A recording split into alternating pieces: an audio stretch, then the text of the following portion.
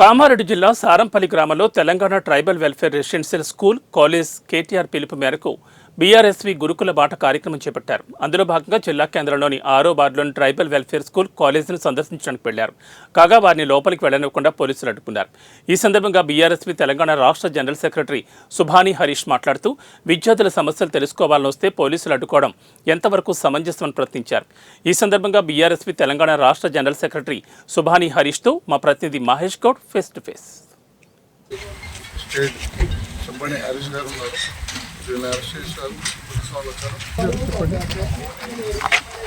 తెలంగాణ రాష్ట్ర వ్యాప్తంగా విద్యార్థుల్లో గురుకులాలు చదువుతున్న విద్యార్థులపై ఫుడ్ పాయిజన్ ఇంకా అనేక సమస్యలు వెంటాడుతున్న నేపథ్యంలో కేటీఆర్ గారి సూచనల మేరకు ఆర్ఎస్ ప్రవీణ్ కుమార్ గారి నేపథ్యంలో భారత రాష్ట్ర సమితి విద్యార్థి విభాగం పక్షాన రాష్ట్ర వ్యాప్తంగా ఉన్నటువంటి గురుకులాలు, విద్యాసంస్థలు, పాఠశాలలు, సంక్షేమ హాస్టళ్లు, షెడ్యూల్ హాస్టళ్లు, అన్ని హాస్టల్లో భారత రాష్ట్ర సమితి విద్యార్థి విభాగం నాయకులు వెళ్ళి అక్కడ ఉన్నటువంటి సమస్యలు తెలుసుకొని వాటి పరిష్కారానికి కృషి చేయవలసిందిగా కేటీఆర్ గారు సూచించడం జరిగింది. అందులో భాగంగా నన్ను కామారెడ్డి జిల్లా ఇన్ఛార్జ్గా పంపించడం జరిగింది. నేను మొన్నటి నుండి చూస్తూ ఉన్నా, మొన్న మాచారెడ్డిలోకి వెళ్తే చాలా దారుణమైన పరిస్థితులు ఉన్నాయి. పురుగులు అన్నం కానీ, టాయిలెట్స్ లేకపోవడం కానీ, లైట్లు లేకపోవడం కానీ, బెడ్లు లేవు, డైనింగ్ హాలు చాలా దుర్భరమైన పరిస్థితుల్లో విద్యార్థులు అల్లాడుతున్నటువంటి పరిస్థితి. అందులో భాగంగానే ఈరోజు కామారెడ్డి టౌన్లో మేము డిగ్రీ కాలేజీకి వెళ్ళడం జరిగింది. అక్కడ కూడా కొన్ని సమస్యలు ఉన్నాయి. ఇప్పుడు ఈ స్కూల్కు రెసిడెన్షియల్ స్కూల్కి వస్తే కనీసం విద్యార్థులతో మాట్లాడనివ్వకుండా జైల్లో ఉంచినట్టు ఉంచి మమ్మల్ని బయట నుండి బయటకు పోలీస్ పహారాలో గేట్ బయటకు నెట్టివేయడం జరిగింది. ఇది ఎంత తీవ్రమైన చర్య అంటే, ఖైదీలను జైల్లో ఉంచి ములాఖాత్కి ఏ విధంగా అయితే పర్మిషన్ ఇస్తారో ఆ విధంగా కలెక్టర్ల పర్మిషన్ తీసుకునే విద్యార్థి నాయకులు విద్యార్థులు కలవాలన్నట, లేకపోతే కలవద్దట.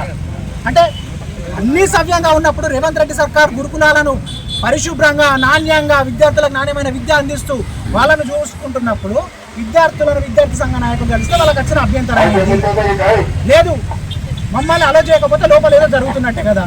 మరోవైపు జిల్లా కలెక్టర్ గారు స్థానికంగా అన్ని చర్యలు చేపడుతున్నామని చెప్తున్నారు. దానిపైన మీ స్పందన? అరే, ఇప్పుడు నేను ఒకటి నిజంగా చెప్పదలుచుకున్నా. మేము గురుకులాల బాట ప్రారంభించి 2 రోజులు అవుతా ఉన్నది. ఆదివారం హాస్టల్ వెళ్ళాం, నిన్న కాలేజీలు వెళ్ళాం. ఈ 2 రోజుల నేపథ్యంలోనే రాష్ట్ర వ్యాప్తంగా ఉన్నటువంటి కలెక్టర్లు ప్రతి ఒక్క గురుకులానికి వెళ్ళి ఏం అని బుక్కులు పట్టుకొని రాసుకుంటున్నటువంటి పరిస్థితి. మరి ఏడాది నుంచి ప్రభుత్వం గాడిది పనులు తోముతా ఉన్నదా? ఇన్ని రోజులు ఏం చేస్తూ ఉన్నారు? ఈ కలెక్టర్లు ఇన్ని రోజుల సమస్యలు ఎందుకు పరిష్కరించలేదు? కేటీఆర్ గారి నేతృత్వంలో, ఆర్ఎస్ ప్రవీణ్ కుమార్ గారి నేతృత్వంలో ఈరోజు కమిటీ వేయగానే విద్యార్థి సంఘ నాయకులు పోయి అన్ని స్కూళ్లకు, కాలేజీలకు, గురుకులాలకు వెళ్ళగానే వీళ్ళ సమస్యలు గుర్తుకొస్తున్నాయా? హాస్టల్ నిధులు గుర్తుకొస్తున్నాయా? ఇన్ని రోజులు ఎందుకు మరి పరిష్కరించలేదు సంవత్సర కాలంగా అని మేము ప్రశ్నిస్తున్నాం. హాస్టల్లో కలెక్టర్ వెళ్ళి వాళ్ళతో స్థానికంగా కూర్చొని భోజనం చేస్తున్నారు. ఏం లేదు. మొన్నటి దాకా పురుగులు అన్నం, ఫుడ్ పాయిజన్, విద్యార్థులు లంచ్ బాక్సులు తీసుకొచ్చుకునే పరిస్థితి. ఒక ప్లేస్లో 200 మంది స్ట్రెంత్ ఉంటే 55 మందికి పడిపోయిన పరిస్థితి. ఇది రేవంత్ రెడ్డి సర్కారుకు చెంపపెట్టుగా మారింది. విద్యార్థులు ఎవరు గవర్నమెంట్ స్కూల్కి వెళ్ళట్లేదు. ఒకప్పుడు గురుకులాల్లో సీట్ల కోసం పోటీ పడ్డ పరిస్థితి నుంచి మేము గురుకులాలకు వెళ్ళామనే పరిస్థితి ఈరోజు ఏర్పడ్డది. అందుకని చెప్పి దిద్దుబాటు చర్యల్లో భాగంగా పిల్లలకు ఇది కల్పించడానికి, పిల్లలకు నమ్మకం కల్పించడానికి కలెక్టర్లు వచ్చి భోజనం చేస్తూ ఉన్నారు, పడుకుంటూ ఉన్నారు, ఇంకా అనేక రకాలుగా తల్లిదండ్రులకు భరోసా ఇస్తూ ఉన్నారు. కానీ ఇది కంటి తుడుపు చర్యలు మాత్రమే. ఎందుకంటే మీరు గవర్నమెంట్ ఇచ్చి రావాల్సిన ఫెసిలిటీస్ ఎన్ని ఇవ్వకుండా, వాళ్ళకి టీచింగ్ స్టాఫ్ ఇవ్వకుండా, నాన్ టీచింగ్ స్టాఫ్ ఇవ్వకుండా, మంచి రైస్ ఇవ్వకుండా, మంచి ప్రొవిజన్స్ ఇవ్వకుండా, ఇవ్వకుండా మీరు నామాత్రంగా వచ్చి నిద్ర చేసి తిరిగిపోతే వాటికి పరిష్కారం దొరకదు. మీరు పూర్తి స్థాయిలో గ్రౌండ్ లెవెల్లో పిల్లలకు ఏ సమస్యలు ఉన్నాయో తెలుసుకొని వాటిని కూకటి వేళ్లతో సహా పేకలించి అన్ని సమస్యలు పరిష్కరించే వరకు మా బీఆర్ఎస్ ఉద్యమం ఆగదు.